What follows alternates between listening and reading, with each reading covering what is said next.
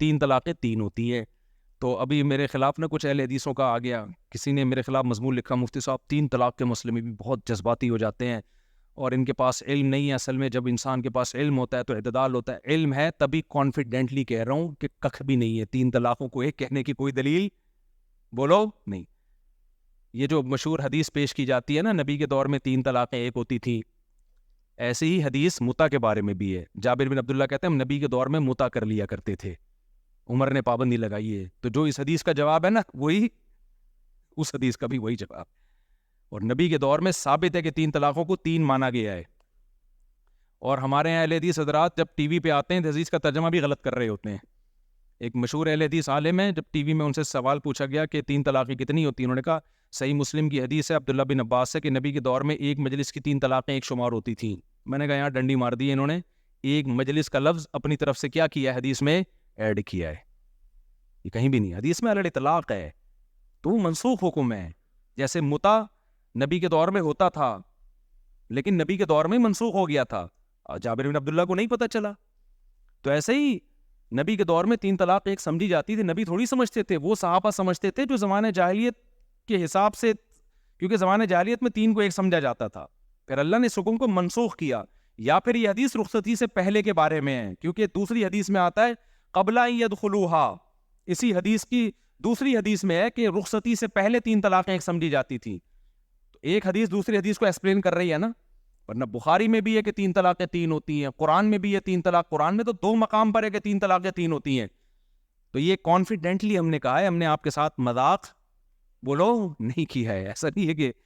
تو اچھا, اس میں نے جب یہ کہا کہ اجماعی مسئلہ ہے, آخری بات, تو ایک جو ہے وہ اہل حدیث نے میرے خلاف کلپ بنایا کہ اجماعی کہاں سے ہوگی. امام طحاوی نے لکھا ہے کہ بعض لوگ اس کے قائل ہیں کہ 3 ایک ہوتی ہیں. تو پھر انہوں نے یہ شو کیا کہ مفتی صاحب کو تو پتہ ہی کچھ نہیں ہے. بھائی جان ہمیں پتہ ہے, امام طحاوی کے قول کا بھی پتہ ہے اور اس کا مطلب کیا ہے. امام طحاوی نے لکھا ہے اپنے دور میں کہ بعض لوگ اس کے قائل ہیں کہ 3 ایک ہوتی ہیں. پھر امام طحاوی نے دلائل دی ہیں کہ ان کا قول غلط ہے, اور آخر میں یہ ثابت کیا ہے کہ اجماع سے ثابت ہے کہ 3 ہوتی ہیں. کیا مطلب؟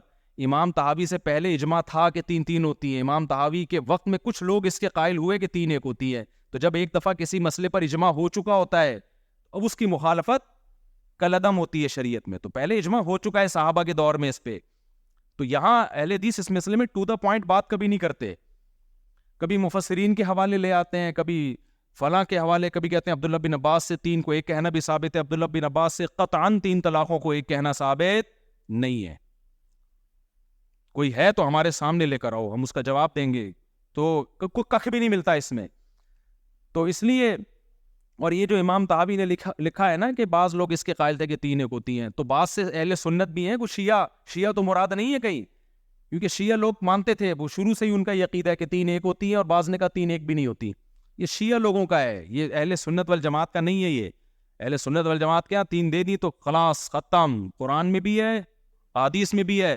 اور میں اہل حدیث سے کہتا ہوں کہ قرآن حدیث کو صحابہ سے اچھا کوئی سمجھ سکتا ہے؟ کوئی ایک صحابی دکھا دو یار, ایک صحابی دکھا دو بھائی, ٹھیک ہے نا, ضعیف سند سے دکھا دو جنہوں نے ایک مجلس کی 3 کو ایک کہا ہو.